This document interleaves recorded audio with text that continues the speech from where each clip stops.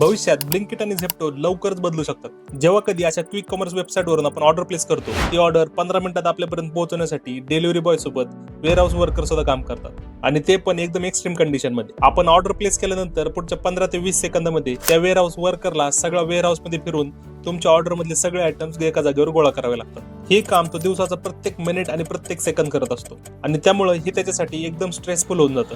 याच प्रॉब्लेमवर फ्लोरिडाच्या क्रॉगर या कंपनीनं एक सोल्युशन शोधून काढले. त्यांनी रोबोट्सची आणि वेअरहाऊसची एक अशी टेक्नॉलॉजी डेव्हलप केली आहे, ज्याच्यामध्ये आर्टिफिशियल इंटेलिजन्स, इमेज रिकग्निशन आणि ऍडव्हान्स रोबोटिक्सचा वापर केलाय.